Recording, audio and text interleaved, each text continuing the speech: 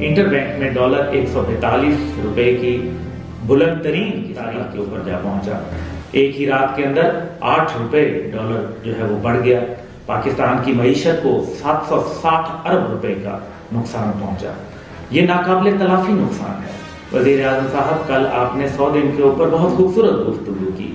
آپ کی ترجیحات اور آپ کی جو نیک نیتی ہے اس پہ کوئی شک نہیں، لیکن آپ کے پاس آپ کی ٹیم کے اندر نااہل لوگ بھی موجود ہیں، نادان دوست موجود ہیں، اور انہی نادان دوستوں میں سے اسد عمر صاحب جو ہے وہ سر فہرست ہیں، جن کی ناقص پالیسیوں کی وجہ سے اور دیر کرنے کی وجہ سے یہ جو IMF کے شرائط ہم نے دیر سے مانی، اس کے اوپر پاکستان کے لوگوں کو کھربوں نقصان جو ہے وہ پہنچ گیا.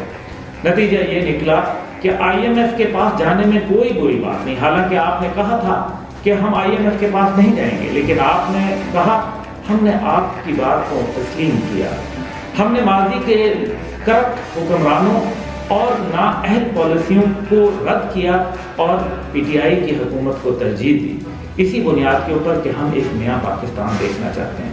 لیکن نئے پاکستان کے اندر اگر نااہل لوگ ہوں تو ہم اسد عمر صاحب کے استعفے کا مطالبہ کرتے ہیں آپ سے. ہم امید کرتے ہیں کہ آپ اپنے آس پڑوس کے اندر نظر رکھیں گے.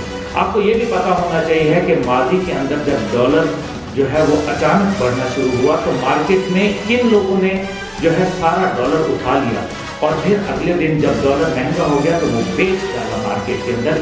10 15 روپے مہنگا بیچ دیا. وہ کون لوگ تھے؟ جب آپ غور کریں گے تو وہ آپ کے قریب جوار میں ہی آپ کو مل جائیں گے. یہی نیا پاکستان ہے. آج پاکستان کے پاس بہت مشکلات ہیں. خدا کے لیے عام آدمی کے اوپر رحم کیجئے. منی بجٹ پیش کیا گیا، ہم نہیں بولے. آپ نے مزید ہم پر ہمارے اوپر ٹیکس لگائے، ہم نہیں بولے. لیکن ہم یہ چاہتے ہیں کہ احتساب ضرور کیا جائے.